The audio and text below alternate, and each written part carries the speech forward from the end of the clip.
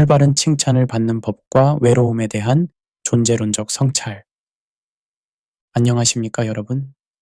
오늘 우리는 인간 경험의 두 가지 핵심적인 측면에 대해 깊이 있게 탐구해 보고자 합니다. 하나는 타인의 인정과 긍정을 받아들이는 능력인 올바른 칭찬 수용이고, 다른 하나는 깊은 이해의 결핍에서 비롯되는 존재론적 외로움입니다. 이 두 주제는 얼핏 별개의 것처럼 보이지만 본질적으로는 동일한 인간 조건에서 비롯됩니다. 우리는 타인과의 연결을 통해 자신의 가치를 확인받고자 하며 동시에 온전한 이해의 부재 속에서 근원적 고독을 경험합니다. 이 역설적 여정을 함께 탐구해 보겠습니다. 제1장 인간관계의 심리학적 기초, 칭찬과 인정의 신경학적 기반. 칭찬을 받을 때 우리 뇌에서는 복잡한 신경회로가 활성화됩니다. 신경과학자 매튜 리버만의 연구에 따르면 긍정적 피드백을 받을 때 복측 선조체와 전전두엽 피질이 활성화됩니다. 이는 본질적으로 보상 체계와 연결된 반응입니다. 그러나 많은 사람들, 특히 한국과 같은 집단주의 문화권에서는 이러한 자연스러운 신경학적 반응을 억제하는 메타인지적 과정이 발생합니다. 아니에요, 별거 아닌데요 라고 말할 때 우리는 사실 도파민 분비를 인위적으로 차단하고 있는 것입니다. 뇌과학자 앤드류 뉴버글의 연구는 이러한 인정 거부가 습관화되면 실제로 보상체계의 민감도가 감소할 수 있음을 보여줍니다. 여러분이 칭찬을 지속적으로 부인한다면 뇌는 점차 긍정적 피드백의 가치를 낮게 평가하게 됩니다. 여기서 약간 냉소적인 관점을 덧붙이자면 우리는 마치 도파민 중독자처럼 소셜미디어의 좋아요에는 갈증을 느끼면서도 실제 대면 상황에서의 진정한 인정은 불편해하는 모순적 존재가 되었습니다. 스마트폰 알림음에는 즉각 반응하면서 동료의 진심, 어린 칭찬에는 아니에요 라고 대답하는 현대인의 아이러니를 우리는 목격하고 있습니다. 외로움의 신경 생물학적 기초. 외로움은 단순한 감정 상태가 아닙니다. 신경과학자 존 카치오포의 연구에 따르면 외로움은 물리적 고통과 동일한 뇌 영역을 활성화시킵니다. 전방 대상 피질과 섬엽은 사회적 거부와 물리적 고통 모두에 반응합니다. 이것은 진화적 의미를 가집니다. 우리의 조상들에게 사회적 배제는 생존의 위협이었기 때문에 뇌는 이를 육체적 위험과 동일하게 처리하도록 진화했습니다. 실제로 타이레놀과 같은 진통제가 사회적 고통을 감소시킨다는 연구 결과도 있습니다. 외로움이 지속될 경우 면역 체계에도 영향을 미칩니다. 만성적 외로움은 코르티솔 수치를 높이고 염증 반응을 증가시키며 텔로미어 길이를 감소시켜 세포 노화를 가속화합니다. 하버드 대학의 연구에 따르면 만성적 외로움은 조기 사망 위험을 26% 증가시킵니다. 여기서 냉소적인 관점을 덧붙이자면 현대의학은 외로움의 신경생물학적 영향을 인정하면서도 그 해결책으로는 주로 약물이나 개인 치료에 초점을 맞춥니다.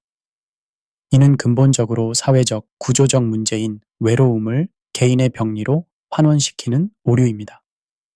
마치 대기 오염으로 인한 호흡기 질환을 개인의 면역력 부족으로 치부하는 것과 같습니다. 우리는 외로움의 생물학적 영향을 연구하면서도 그것을 촉진하는 사회적 조건에 대한 비판은 회피하고 있는 것은 아닐까요? 문화적 신경가소성과 인간관계의 형성. 신경가소성이란 경험과 학습에 따라 뇌의 구조와 기능이 변화하는 능력을 의미합니다. 문화적 경험은 이러한 신경가소성에 지대한 영향을 미칩니다. 비교문화 신경과학자 최조한 씨의 연구에 따르면 동아시아 문화권과 서구 문화권 사람들이 칭찬을 받을 때 활성화되는 뇌 영역에 미묘한 차이가 있다고 합니다. 동아시아인들은 칭찬을 받을 때 자기 참조적 사고와 관련된 내측 전전두엽 피질보다 사회적 평가와 관련된 측두두정 접합부가 더 활발하게 활성화됩니다. 이것은 단순한 문화적 차이가 아닌 뇌구조의 실제적 변화를 보여주는 것입니다. 우리의 뇌는 문화적 스크립트에 따라 실제로 다르게 배선되어 있습니다. 여기서 조금 시니컬한 관점을 더하자면 우리는 종종 문화적 차이라는 방패 뒤에 숨어 자기 가치를 부정하는 패턴을 정당화합니다. 우리 문화는 겸손을 중시하니까 라는 말로 자신의 성취를 인정하지 못하는 심리적 습관을 합리화하고 있는 것은 아닐까요? 문화적 관행이라는 이름의 집단적 방어 기제가 개인의 심리적 성장을 억압하고 있는 것은 아닐까요? 제2장 올바른 칭찬 수용의 기술.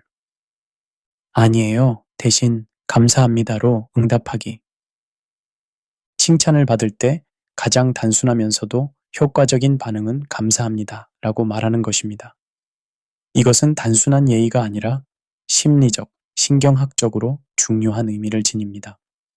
심리학자 마틴 셀리그만의 연구에 따르면 감사의 표현은 긍정적 감정을 강화하고 신경 전달 물질 세로토닌의 분비를 촉진합니다. 감사합니다 라고 말하는 단순한 행위는 칭찬을 준 사람과 받은 사람 모두에게 긍정적인 피드백 루프를 생성합니다. 더불어 조지 코바에트의 연결, 리더십 이론에 따르면 칭찬의 수용은 상호 신뢰와 존중의 관계 형성에 필수적입니다. 칭찬을 부정하는 것은 단순히 자신을 낮추는 것이 아니라 상대방의 판단과 의견을 존중하지 않는 것으로 해석될 수 있습니다.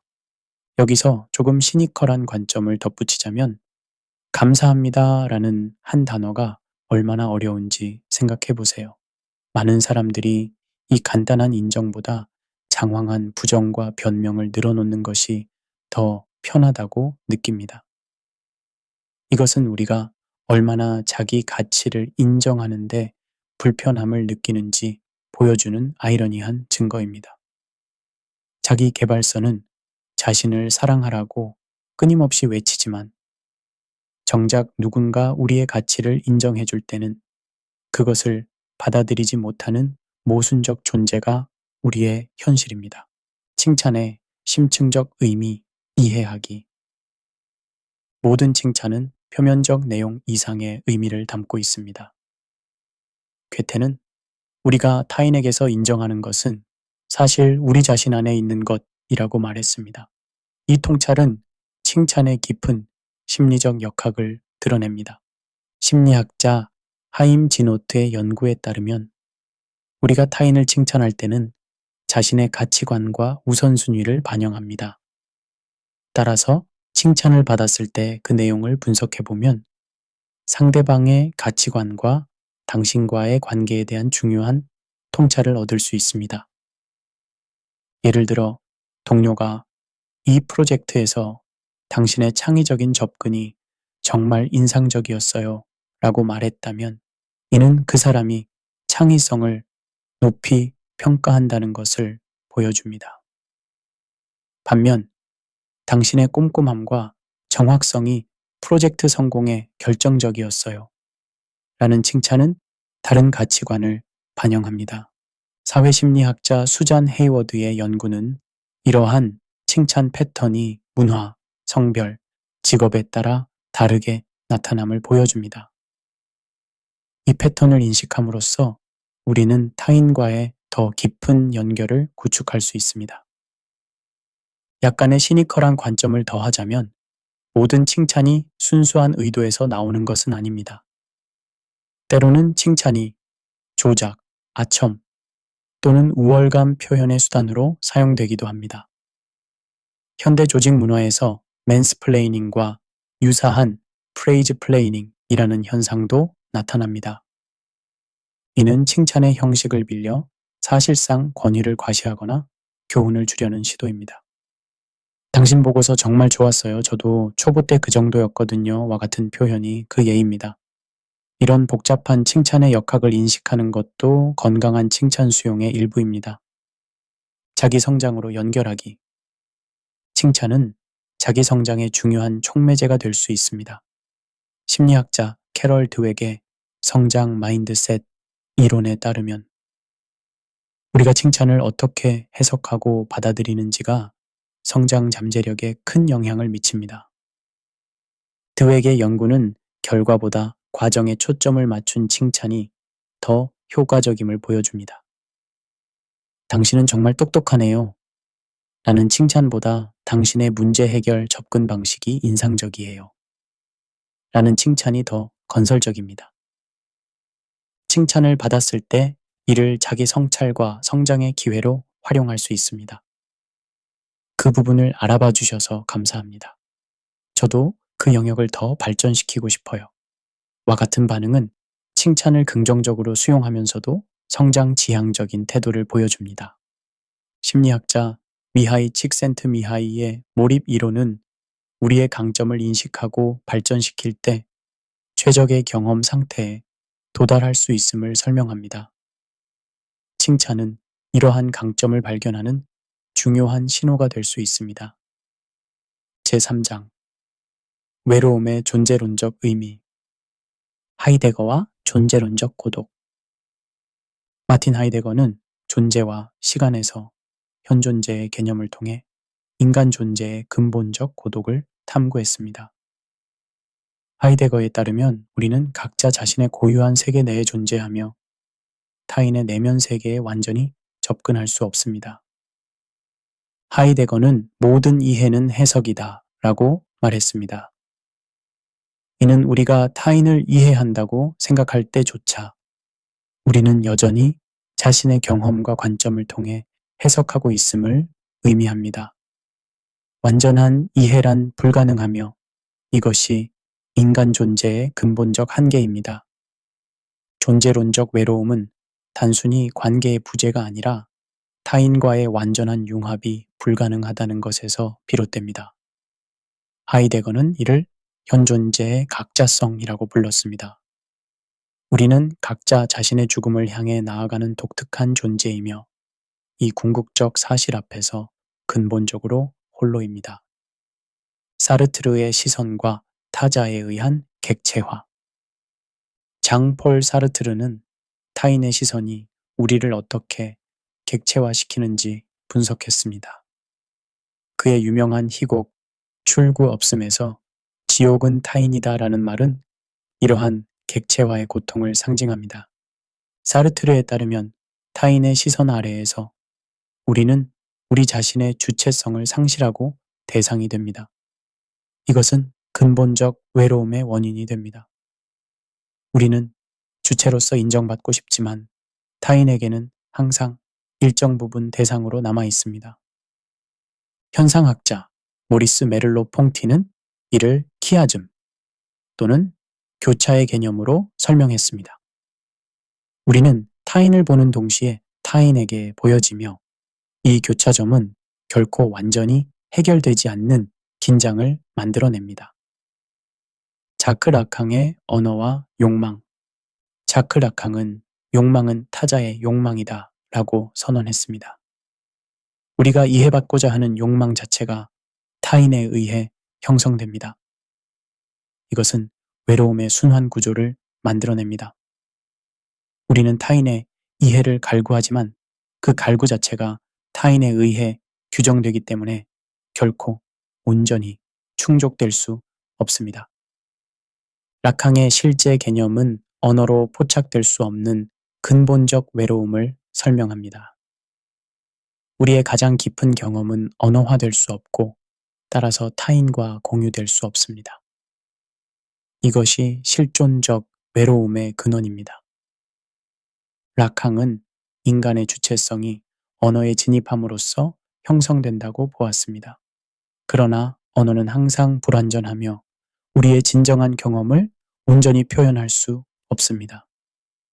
이 근본적인 표현 불가능성이 고독의 핵심적 원인이 됩니다. 제4장 문화적 맥락에서 본 칭찬과 외로움. 동아시아의 겸양 문화와 서구의 자기 표현. 문화심리학자 리처드 니스베떼 연구는 동아시아와 서구 문화 간의 인지적, 심리적 차이를 밝혀냈습니다. 동아시아인들은 맥락 의존적, 관계적 사고를 발달시킨 반면 서구인들은 개체 중심적, 분석적 사고를 중시합니다. 이러한 차이는 칭찬 수용 방식에도 영향을 미칩니다. 미국과 같은 개인주의 문화에서는 칭찬을 자연스럽게 받아들이고 감사를 표현하는 것이 일반적인 반면 한국이나 일본과 같은 집단주의 문화에서는 칭찬을 받을 때 겸손함을 보이는 것이 예의로 여겨집니다. 문화심리학자 하젤 마커스와 시노부 키타야마는 이를 독립적 자아 구성과 상호 의존적 자아 구성의 차이로 설명합니다. 서구 문화에서는 자신을 독립적 개체로 인식하는 반면 동아시아 문화에서는 관계망 속의 일부로 자신을 이해합니다. 언어와 정서적 세계관의 형성. 언어학자 벤자민 워프와 에드워드 사피어의 언어 상대성 가설에 따르면 우리가 사용하는 언어는 우리의 사고방식과 세계관을 형성합니다. 이는 칭찬과 외로움의 경험에도 적용됩니다. 예를 들어 한국어의 눈치나 정, 일본어의 아마에, 포르투갈어의 사우다지, 독일어의 발트아인잠카이트 등은 특정 문화적 맥락 속에서 발전한 정서적 개념으로 다른 언어로 정확히 번역되기 어렵습니다. 언어심리학자 라사 메이오터 토만의 연구에 따르면 언어적 차이는 정서 경험의 범주화와 처리 방식에 영향을 미칩니다. 예를 들어 러시아어는 파란색의 밝은 색조와 어두운 색조와 어두운 색조를 구분하는 별도의 기본 색상 용어를 가지고 있으며 이는 러시아어 화자들이 영어 화자들보다 이 색조 차이를 더 빠르게 인식하게 합니다. 마찬가지로 한국어의 한과 같은 문화, 특정적 감정 개념은 한국인들이 특정 유형의 슬픔과 그리움을 경험하고 표현하는 방식을 형성합니다. 여기서 약간 시니컬한 관점을 덧붙이자면 영어의 글로벌화는 세계의 정서적 어휘를 균질화하는 경향이 있습니다. 복잡하고 미묘한 감정 상태를 표현하는 다양한 문화적 용어들이 단순한 영어 표현으로 환원됩니다. 한은 그저 resentment나 grudge로, 눈치는 social awareness로 번역되면서 그 깊이와 맥락이 상실됩니다. 이는 마치 베토벤의 교향곡을 휴대폰 벨소리로 압축하는 것과 같습니다. 이러한 언어적 동질화는 글로벌 소통을 용이하게 하는 동시에 인간 경험의 다양성과 깊이를 희생시킨다는 점에서 중요한 문화적 손실을 초래합니다. 가면, 증후군과 인정의 문화적 역학. 심리학자 폴린 클랑스와 수잔 임슨가 1978년에 처음 정의한 가면, 증후군은 자신의 성과와 능력이 운이나 타이밍 또는 속임수 때문이라고 여기는 심리적 패턴입니다. 최근 연구에 따르면 한국인의 약 72%가 직장에서 이러한 가면, 증후군을 경험한다고 합니다. 이는 전 세계 평균인 58%보다 현저히 높은 수치입니다. 특히 고학력, 고성취 집단에서 이 수치는 더욱 높아집니다. 가면 증후군은 칭찬 수용과 밀접한 관련이 있습니다. 자신이 가짜라고 느끼는 사람은 칭찬을 받을 때 불편함과 불안을 경험합니다. 마치 언젠가 자신의 진짜 모습이 드러날 것을 두려워하는 것처럼요. 심리치료사 발레리 영은 가면 증후군의 5가지 유형을 구분했습니다. 완벽주의자, 전문가, 천재형, 독립형, 그리고 슈퍼맨 혹은 슈퍼우먼입니다. 또한 각 유형은 아이러니하게도 칭찬을 거부하는 독특한 방식을 보입니다. 제5장 디지털 시대의 연결과 고립의 역설, 초연결 시대의 외로움 역학, 디지털 기술의 발전으로 인류는 역사상 가장 연결된 시대를 살고 있습니다. 그러나 역설적이게도 외로움의 수준도 전례 없이 높아졌습니다. 미국 외과 의사 비백 머신은 외로움을 21세기의 공중보건 위기라고 선언했습니다. MIT의 쉐리 터클은 저서 함께 외로움에서 디지털 연결이 실제 연결을 대체할 수 없음을 지적했습니다. 터클의 연구에 따르면 소셜미디어 사용 시간과 외로움 사이에는 양의 상관관계가 있습니다. 신경과학자 로렌 팔머의 연구는 온라인 상호작용과 대면 상호작용이 뇌에 다르게 영향을 미친다는 것을 보여줍니다. 대면 대화는 옥시토신 분비를 촉진하고 사회적 유대감을 강화하는 반면 디지털 상호작용은 이러한 효과가 현저히 감소합니다. 여기서 냉소적인 관점을 더하자면 테크 기업들은 이런 신경학적 차이를 잘 알고 있으면서도 의도적으로 연결이라는 마케팅 메시지를 강조합니다. 페이스북이 자사 앱의 이름을 메타로 바꾸고 메타버스를 강조하는 것은 근본적으로 불가능한 완전한 연결이라는 환상을 판매하는 것입니다. 우리는 점점 더 많은 시간을 가상 세계에서 보내며 연결을 경험한다고 믿지만 실제로는 더 깊은 외로움의 나선에 빠져들고 있는 것은 아닐까요? 마치 갈증을 느낄 때 바닷물을 마시는 것처럼 디지털 연결은 외로움을 일시적으로 해소하는 듯 하면서도 실은 더 깊은 갈증을 만들어내고 있습니다. 에코챔버와 알고리즘적 고립, 디지털 환경의 또 다른 패러독스는 에코챔버 현상입니다. 소셜미디어 알고리즘은 우리가 이미 동의하는 콘텐츠를 우선적으로 보여주며 이는 우리를 비슷한 생각을 가진 사람들로만 둘러싸이게 합니다. 옥스퍼드 대학의 커스티 파크는 이러한 알고리즘적 필터링이 인지적 다양성을 감소시키고 극단화를 촉진한다고 주장합니다. 이는 더 깊은 이해가 아니라 오히려 더 좁은 이해를 초래합니다. 심리학자 엘리 파리서가 제시한 필터 버블 개념은 이러한 알고리즘적 고립의 위험성을 경고합니다. 우리는 자신의 견해를 강화하는 정보만 접하게 되며 이는 공감 능력과 다양한 관점 이해 능력을 저하시킵니다. 디지털 정체성과 진정성의 문제. 디지털 환경에서 우리는 다중적 정체성을 관리합니다. 사회학자 어빙 고프만의 일상생활에서의 자아 연출 개념을 디지털 맥락으로 확장해보면 우리는 각 플랫폼마다 다른 무대 위 자아를 연출합니다.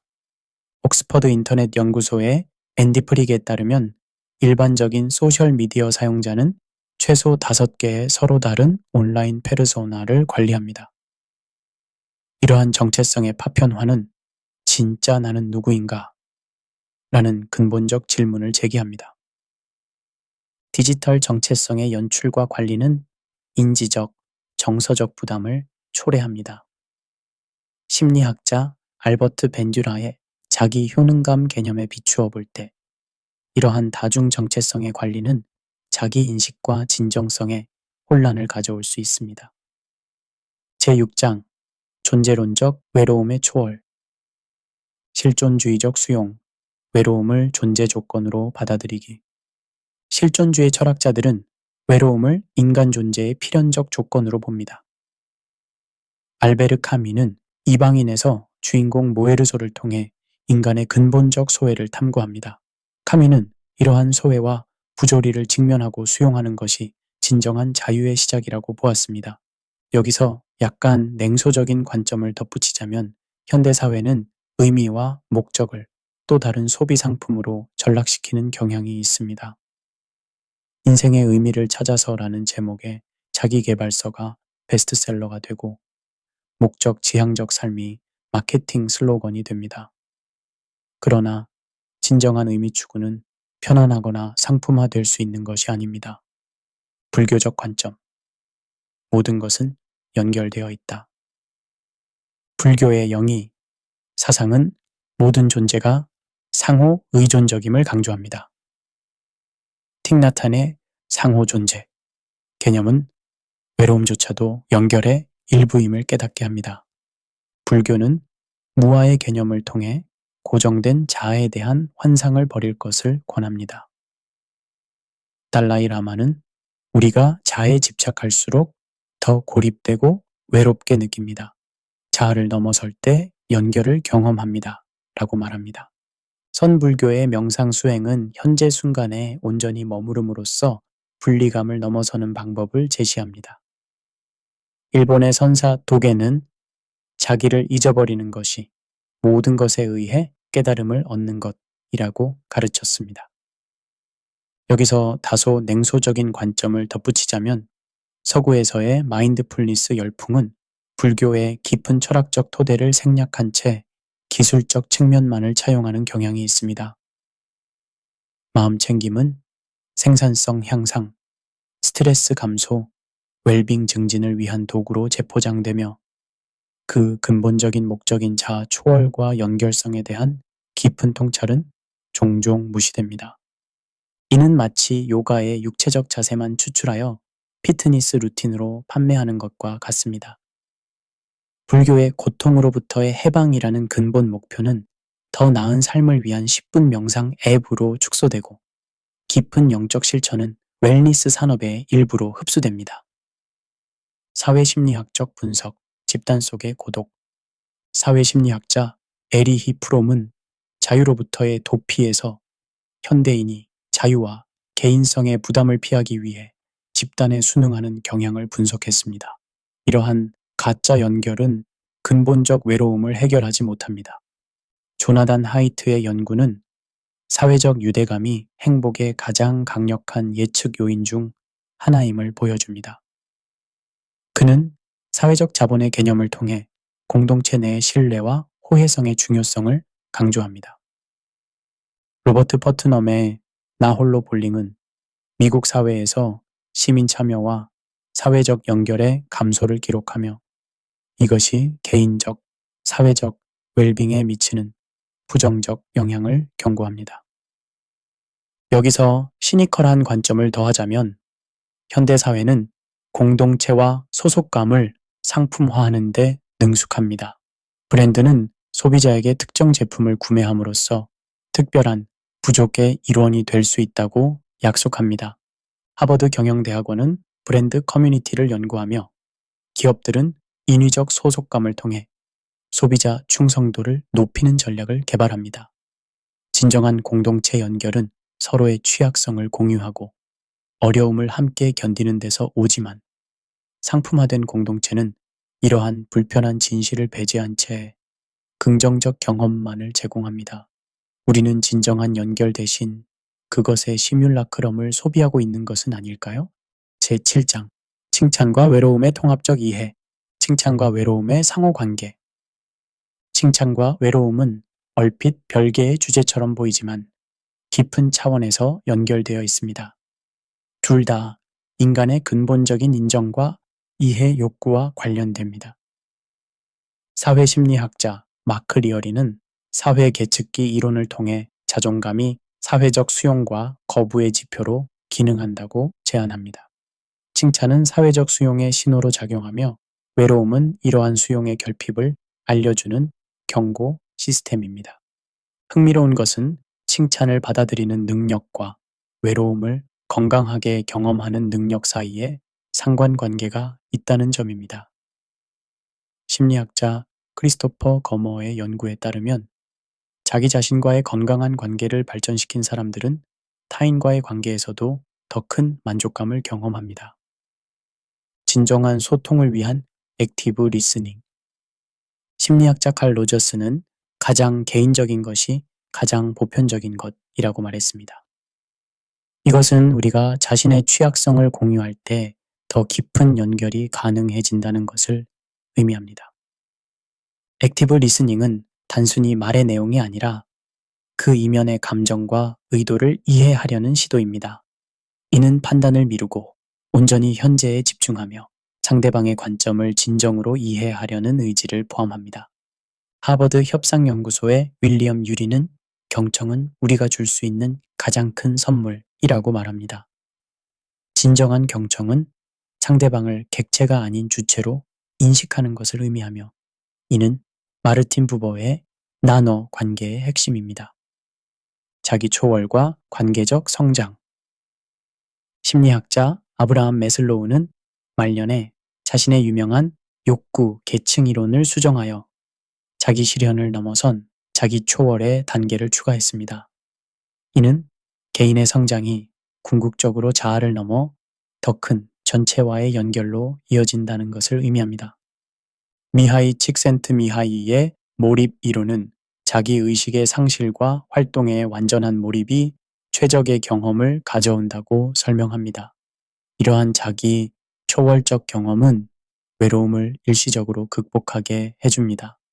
여기서 약간 냉소적인 관점을 더하자면 자기 초월과 의미와 같은 개념들은 현대 자기계발 산업에서 종종 왜곡되어 또 다른 성취해야 할 목표로 변질됩니다. 더 높은 목적을 찾으세요. 의미 있는 삶을 살아가세요.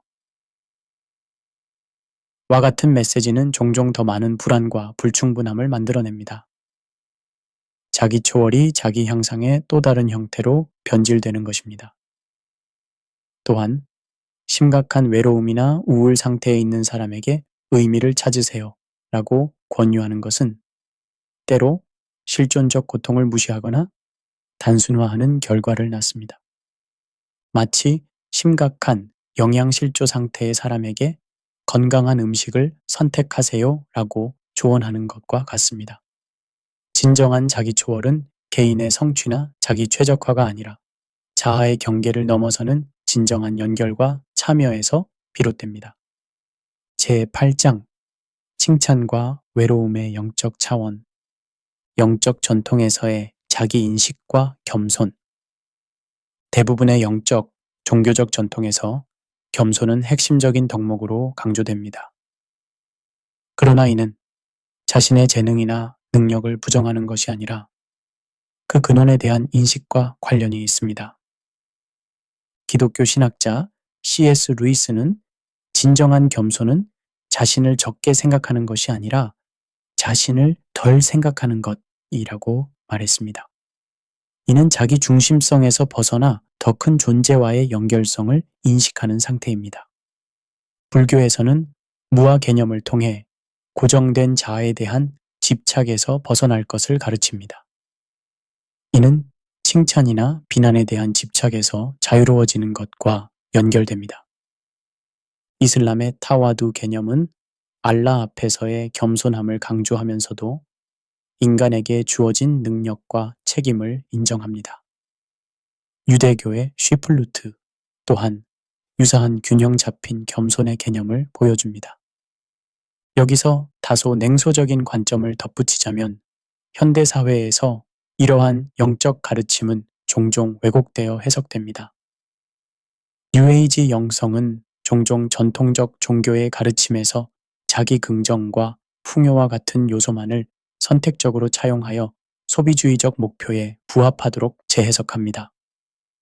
종교적 겸손은 자기 개발 산업에서 자기 가치 인식이라는 이름으로 변형되며 영적 가르침의 본질적 목적인 자아 초월보다는 자아 강화에 초점을 맞추게 됩니다. 이는 마치 깊은 영양소를 제거하고 설탕을 추가한 건강 음료를 판매하는 것과 같은 영적 왜곡이라 할 수 있습니다. 외로움의 영적 의미, 광야 경험의 통찰. 많은 영적 전통에서 외로움과 고독은 중요한 영적 성장의 기회로 여겨집니다. 기독교 전통에서 광야 경험은 모세, 엘리야, 예수님과 같은 인물들의 중요한 영적 형성식이었습니다. 토마스 머튼은 모든 사람은 자신의 내면 깊은 곳에 고독의 점이 있다. 이곳은 하나님만이 들어올 수 있는 공간이라고 썼습니다. 이는 외로움이 단순한 결핍 상태가 아니라 더 깊은 연결을 위한 공간일 수 있음을 시사합니다. 불교의 윗바사나 명상이나 기독교의 영적 침묵 수행과 같은 실천들은 의도적인 고독을 통해 더 깊은 자기 인식과 초월적 연결을 추구합니다. 심리학자 윌리엄 제임스는 종교적 경험의 다양성에서 고독한 영적 위기가 종종 가장 강력한 종교적 변화의 촉매제가 된다고 관찰했습니다. 성경적 관점, 완전한 이해와 인정의 근원. 기독교 신학에서 하나님은 완전한 이해와 인정의 궁극적 근원으로 제시됩니다. 시편 139편은 하나님의 전지성과 우리에 대한 깊은 이해를 선언합니다. 여호와여 주께서 나를 살펴보셨으므로 나를 아십니다. 주는 나의 앉고 일어서는 것을 아시고 나의 생각을 멀리서도 통찰하십니다. 시편 139편 1절과 2절.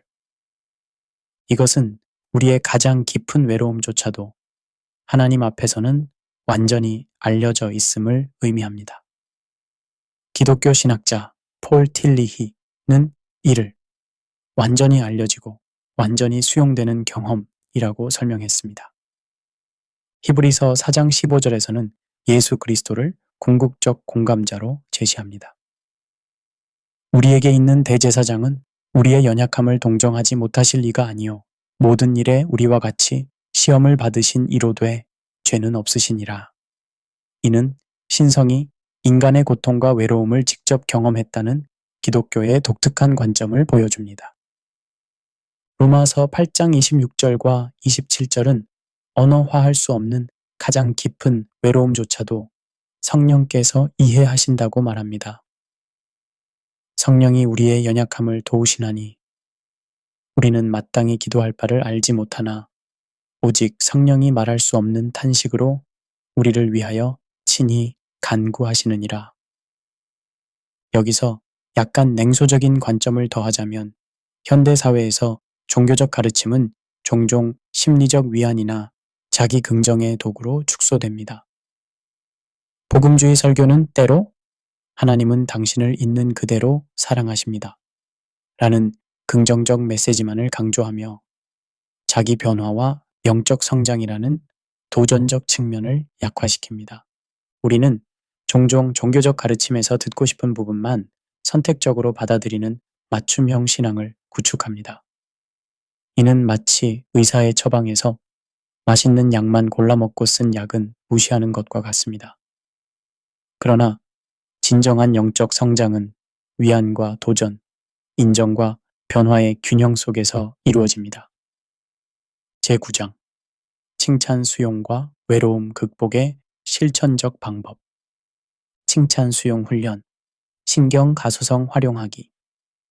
심리학자 릭 한스는 신경세포가 함께 발화하면 함께 연결된다는 헤비 법칙을 인용하며 긍정적 경험에 의도적으로 주의를 기울이는 것의 중요성을 강조합니다. 칭찬을 받을 때 우리는 다음과 같은 단계를 실천할 수 있습니다. 첫째, 인식, 즉 칭찬을 받는 순간을 의식적으로 알아차립니다. 둘째, 허용, 즉 불편함이나 부정하려는 충동을 느끼더라도 그 감정을 판단 없이 관찰합니다. 셋째, 조사, 즉 칭찬에 대한 자신의 신체적 반응, 즉 얼굴 붉어짐 현상, 심장 박동 증가와 같은 감정적 반응을 주목합니다. 그리고 넷째, 경험, 즉 칭찬의 긍정적 측면을 15에서 30초 동안 의식적으로 경험합니다. 신경과학자 제프리 슈와츠의 연구에 따르면 이러한 의식적 주의 훈련은 뇌의 신경 회로를 실제로 재구성할 수 있습니다. 규칙적인 연습을 통해 우리는 칭찬에 대한 자동적 거부 반응을 점차 변화시킬 수 있습니다. 여기서 시니컬한 관점을 덧붙이자면 현대의 신경가소성 담론은 종종 과도하게 단순화되어 당신의 뇌를 원하는 대로 바꿀 수 있다는 식의 오해를 낳습니다. 이는 마치 뇌를 굽히고 늘릴 수 있는 플라스틱 장난감처럼 묘사하는 것입니다. 실제 신경가소성은 훨씬 더 복잡하고 제한적인 과정입니다. 또한 이런 접근법은 종종 개인의 변화만을 강조하여 사회적 구조적 문제를 개인화하는 경향이 있습니다. 마치 사회적 불평등이나 유독한 직장 문화의 문제를 당신의 뇌를 훈련하여 스트레스에 더 잘 대응하세요 라는 식으로 해결하려는 것과 같습니다. 외로움 관리를 위한 마음챙김 기술.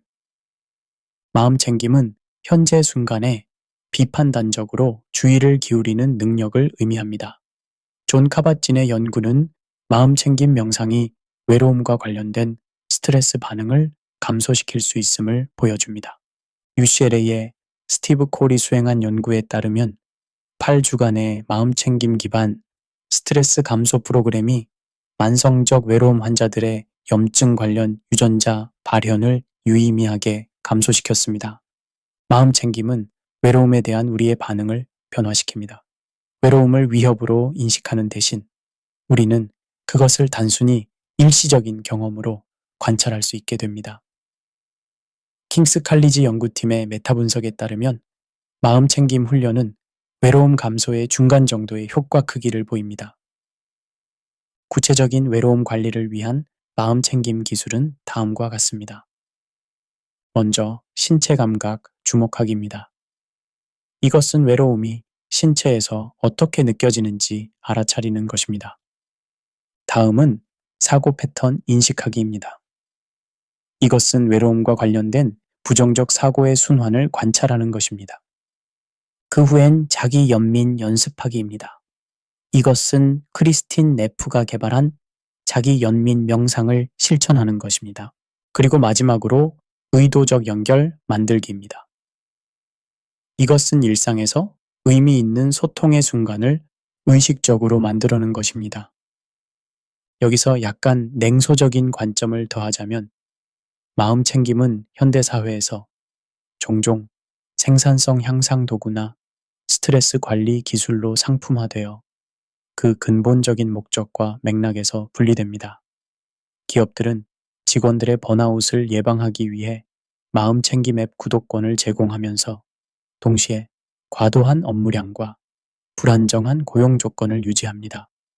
이는 마치 불을 피워놓고 물 한 컵을 제공하는 것과 같습니다. 또한 마음챙김이 단지 개인의 내적 상태 관리에만 초점을 맞추면 외로움의 사회적, 구조적 원인을 은폐하는 결과를 낳을 수 있습니다. 진정한 웰빙은 개인의 명상 능력만으로는 달성될 수 없으며 건강한 사회적 관계와 지지적인 공동체 환경이 필수적입니다. 진정한 연결을 위한 실존적 대화의 기술. 심리학자 칼 로저스는 가장 개인적인 것이 가장 보편적인 것이라고 말했습니다. 이것은 우리가 자신의 취약성을 공유할 때 더 깊은 연결이 가능해진다는 것을 의미합니다. 실존 심리학자 어윈 얄롬은 실존적 고립이라는 개념을 통해 인간이 경험하는 근본적 분리감을 설명했습니다. 그는 이러한 고립을 완전히 극복할 수는 없지만 지금 여기 관계를 통해 그 간극을 좁힐 수 있다고 제안합니다. 실존적 대화를 위한 구체적인 기술은 다음과 같습니다. 첫째, 화제의 깊이 확장하기. 소셜 심리학자 아터 아론의 연구에 따르면 점진적으로 더 깊은 자기 공개를 포함하는 대화는 친밀감을 크게 증진시킵니다. 그의 유명한 36가지 질문으로 사랑에 빠지기 프로토콜은 이러한 원리를 활용합니다. 둘째, 현존감 연습하기. 대화 중에 완전히 현재에 머무르는 연습을 합니다. 의식적으로 판단, 분석, 미래 계획을 잠시 보류하고 온전히 듣습니다. 셋째, 메타 커뮤니케이션 활용하기. 대화 자체에 대해 이야기하는 것을 의미합니다. 지금 이 대화가 나에게 의미 있게 다가오네요. 와 같은 표현은 관계의 깊이를 확장합니다. 그리고 넷째, 역설적 수용. 철학자 알베르 카뮈는 부조리한 현실을 수용함으로써 자유를 찾을 수 있다고 주장했습니다. 마찬가지로 우리는 완전한 이해의 불가능성을 받아들임으로써 오히려 더 진정한 연결을 경험할 수 있습니다. 여기서 다소 냉소적인 관점을 덧붙이자면 현대 소통 기술의 발전은 오히려 깊은 대화의 기회를 줄이고 있습니다. 우리는 끊임없이 연결되어 있지만 대부분의 소통은 표면적이고 단편적입니다. 소셜미디어는 대화의 형식을 모방하지만 대부분은 상대방의 반응을 기다리는 일방적 발언의 연속에 불과합니다. 또한 취약성과 진정성이라는 가치조차 온라인에서는 종종 전략적으로 연출되는 퍼포먼스가 됩니다. 유명 인플루언서들의 진솔한 고백이 사실은 조회수와 광고 수익을 위해 계산된 콘텐츠 전략인 경우가 많습니다. 이것은 마치 TV 리얼리티 쇼가 현실의 리얼함을 모방하지만 철저히 각본에 따라 진행되는 것과 유사합니다. 제10장 결론 통합적 인간 경험으로서의 칭찬과 외로움 칭찬 수용과 외로움의 변증법적 통합 이 여정을 통해 우리는 칭찬 수용과 외로움이라는 두 가지 인간 경험이 별개의 현상이 아니라 깊은 차원에서 연결되어 있음을 보았습니다. 둘 다 우리의 근본적인 인정과 이해 욕구와 관련되어 있으며 자기 인식과 타인과의 관계 형성에 중요한 영향을 미칩니다. 헤겔의 변증법적 관점에서 보면 칭찬 수용과 외로움 경험은 더 높은 차원의 자기 이해와 관계적 성숙으로 통합될 수 있습니다. 이러한 통합은 감정의 부정이나 회피가 아닌 모든 인간 경험을 포용하는 더 넓은 관점에서 비롯됩니다. 디트리히 본회퍼는 공동체 생활에서 가장 어려운 훈련은 자신의 개인적 고독을 살아내는 법을 배우는 것이라고 말했습니다. 이는 건강한 공동체 생활과 건강한 개인적 고독 사이의 변증법적 관계를 보여줍니다. 전인적 성장을 위한 통합적 접근. 칭찬 수용과 외로움에 대한 우리의 탐구는 결국 전인적 성장에 관한 것입니다. 이는 신체적, 정서적, 인지적, 사회적, 영적 차원을 포괄하는 통합적 접근을 필요로 합니다. 심리학자 조나단 하이트는 고양감이라는 개념을 통해 도덕적 미덕을 목격할 때 경험하는 특별한 감정을 설명합니다. 이러한 고양감은 우리를 자기 초월과 친사회적 행동으로 이끕니다. 영성심리학자 케네스 파지멘트의 연구는 종교적 대처 메커니즘이 어떻게 삶의 위기와 외로움을 다루는데 도움이 될 수 있는지 보여줍니다. 이러한 통합적 관점은 인간 경험의 복잡성과 다차원성을 인정하며 단순화된 해결책을 지향합니다. 성경적 통찰로 마무리하며 성경은 인간 존재의 가장 깊은 외로움과 인정 욕구를 인식하고 다룹니다. 시편의 많은 부분이 외로움과 버림받음의 감정을 솔직하게 표현하면서도 하나님의 신실한 임재에 대한 확신으로 끝납니다. 예레미야 29장 11절은 너희를 향한 나의 생각은 내가 안하니 재앙이 아니라 곧 평안이요 너희에게 미래와 희망을 주려 하는 생각이니라 고 약속합니다. 이것은 모든 혼란과 외로움 가운데서도 우리의 삶이 궁극적으로 의미와 목적을 가지고 있음을 상기시킵니다. 고린도전서 13장 12절과 13절은 우리는 이제 거울로 보는 것 같이 희미하나 그때에는 얼굴과 얼굴을 대하여 볼 것이요 이제는 내가 부분적으로 아나 그때에는 내가 온전히 알리라. 그런즉 믿음, 소망, 사랑 이 세 가지는 항상 있을 것인데 그 중에 제일은 사랑이라고 선언합니다. 이 구절은 우리의 현재 이해가 제한적임을 인정하면서도 궁극적으로는 완전한 지식과 이해에 도달할 것이라는 희망을 제시합니다. 그리고 그 과정에서 가장 중요한 것은 사랑임을 강조합니다. 결국 모든 칭찬을 올바르게 수용하고 외로움을 지혜롭게 경험하는 여정의 궁극적 목표는 더 깊고 진정한 사랑을 실천하는 것입니다. 히브리서 13장 5절은 내가 결코 너를 버리지 아니하고 과연 너를 떠나지 아니하리라 는 하나님의 약속을 상기시킵니다. 모든 인간적 이해와 인정의 한계에도 불구하고 우리는 결코 완전히 혼자가 아닙니다. 이것이 외로움과 칭찬 수용이라는 두 가지 인간 경험에 대한 탐구를 통해 도달하는 가장 깊은 영적 통찰입니다. 우리는 서로를 완전히 이해하지 못할 수 있고 서로의 가치를 온전히 인정하지 못할 수도 있습니다. 그럼에도 불구하고 우리는 타자의 신비를 존중하며 서로를 향해 나아가는 여정 속에서 그리고 궁극적으로는 창조주와의 관계 속에서 가장 깊은 인정과 이해를 경험할 수 있습니다. 요한일서 4장 16절의 말씀으로 이 여정을 마무리하겠습니다. 하나님은 사랑이시라. 사랑 안에 거하는 자는 하나님 안에 거하고 하나님도 그의 안에 거하시느니라. 맺은 말, 여러분께서 이 긴 여정에 함께해 주셔서 진심으로 감사드립니다. 우리의 탐구가 단순한 지적 호기심을 넘어 여러분의 실제 삶과 관계에 깊은 변화를 가져오기를 소망합니다. 칭찬을 올바르게 수용하는 법과 외로움을 의미 있게 경험하는 법을 배우는 것은 평생의 과제입니다. 이 오디오북이 그 여정에 작은 안내자가 되었기를 바랍니다. 만약 이 내용이 도움이 되셨다면 다른 분들과 공유해 주시고 저희 채널을 구독해 주세요. 여러분의 구독과 응원은 더 많은 이들에게 지혜와 통찰을 전하는 이 사역을 계속할 수 있게 하는 큰 힘이 됩니다. 마지막으로 잠언 16장 24절의 말씀을 나누며 마치겠습니다. 선한 말은 꿀송이 같아서 마음에 달고 뼈에 양약이 되느니라. 여러분의 인생의 선한 말, 진정한 인정, 그리고 깊은 이해가 가득하기를 바랍니다. 감사합니다.